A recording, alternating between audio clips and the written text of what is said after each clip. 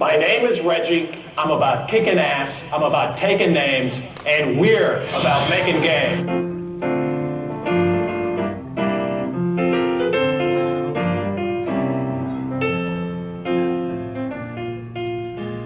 When I think of Reggie, I instantly think of a legend. Like, he's one of the greats because he is great. He grew up in the Bronx, just like a lot of us here, and he's been through a lot of the struggles that we've been through. When he came down to my school to play Mario Tennis with us, that was one of the best days of my life because he was more than the president of Nintendo back then. He was a person who really cared about his community. When he came to the Dream Yard Prep School, I got to sit right next to him, and even though I was like a little nervous because I admired Reggie like an idol, it felt so comfortable. And I think one of the most important things that Reggie had taught me was that you don't have to feel like you're at work when you're having a job that you love. When I met Reggie that day, he told the story about his first ever appearance at a Nintendo event and how one of the tech managers confused him for a bodyguard that was just sitting there to watch him do his work. Oh, he was there to do something else. He was there to show himself to the world as one of the new major players in Nintendo. He did his job well. So I think all my years of covering video games have been the Reggie years. So it spanned that whole period of time for the most part. When I entered covering video games back around 2005, 2006, when I think about Reggie, it's starting to come into my diction right now. There's that style of presentation where he would be on stage and you have never seen anything like, I'm not going to do any more imitation than that, but he had a style and a presentational approach that it was I think we forget how iconic it was. And in that era of E3 and press conferences, we'd all look to it. As an ambassador of gaming, Reggie reminds you why we actually do what we do. And it's about community, and it's about getting together, and it's about enjoying games and having fun. When I first saw him show up on that E3 stage, he looked like my giant uncle who was super excited about everything. And you can't help but smile every time you see Reggie.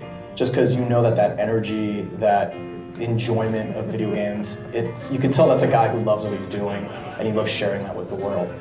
And it's why we do it. It's why we play games. It's why we get together. It's why we argue about games. It's why we sit together on a couch super late at night, is so we can have fun and share those experiences. And Reggie's just that constant reminder of why we do that. Reggie came into Nintendo at exactly the right time. The right person, right opportunity, right place. I think that everybody in the gaming world, both on the professional end of it, the journalism end of it, and the game fans end of it, they were ready. They were ready for something different, something unexpected. They were ready for a more forceful push and personality from one of the key brands that so many of them had grown up with. And that's exactly what Reggie brought to the table.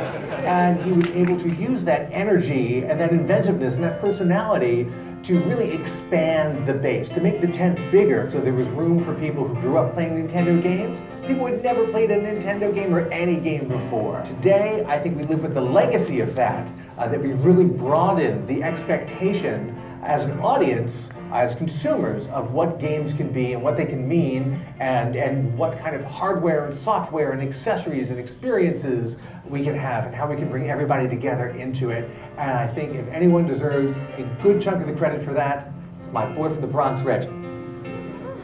One thing I've always really appreciated about Reggie is how he was really kind of the driving force behind bringing Nintendo back from the brink. And the way he did that was by using inclusivity. You weren't really seeing that at the other game companies at the time. And so it was really kind of this fantastic way that Reggie really brought Nintendo into every household across the world. They say never meet your heroes. That's not the case with Reggie Fils-Aimé. And admittedly, I haven't met him yet, but by the time this airs, I will have hoped to have rectified him. I've seen him. It was at E3 2015. He was coming out of the Nintendo booth, and he just looked like a boss battle because he had two bodyguards with him, and they were just smaller than him, so they were like the two mini bosses. And I was too shook to go and say, hey, you've made such a big impact in my life. When I was thinking that I wanted to be a tech writer, Reggie became that representation for me. He became that thing that I'm like, I want to do this, and I want to play, and I want to support him, and I want to do that because he's there, and that means that maybe one day I can be there, or if not me, somebody that looks like me. He'll never know that, oh, well, he came and he mentored these kids, or he came and he gave somebody a pep talk, and he really walks it how you talk it. And that's the biggest thing about Reggie Fils-Aimé, the legacy that he's built for people that look like me. And that's why he deserves this award 10 times over. When I think about Nintendo, one of the things I love about them is just how weird they are. And Reggie, as the spokesperson, is totally like part of that tradition of weirdness. He's this huge meme man who's like friendly, threatening, talking about some of the most like family-friendly video games out there.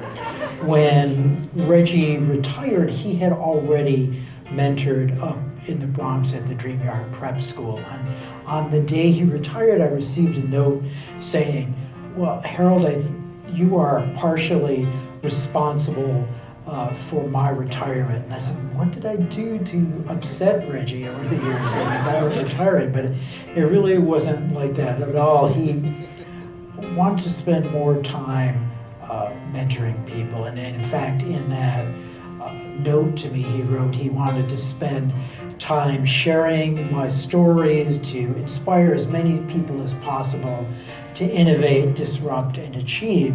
And so you are doing that, Reggie, and thank you so much for all of your work, and thank you for joining the board of the New York Video Game Critics Circle. You are truly a legend, not because of what you say on stage, but because of your heart and your soul. So thank you. So Reggie, I would like to congratulate you for your Legend Award. Congratulations on your Legend Award. One guy from the Bronx to another, congratulations. Congratulations, Reggie, and here's to many more years of gaming. Congratulations, Reggie, on winning the Legend Award. You are a legend. So congratulations, Reggie, on all your work in the industry and all the work that you've done for us in the New York Video Game Critics Circle. You are truly a legend. Thanks, Reggie.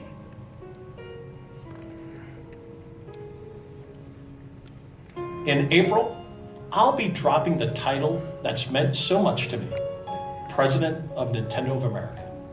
But I'll retain one that means even more, Nintendo fan. From the bottom of my heart, thanks again for everything. You are the best.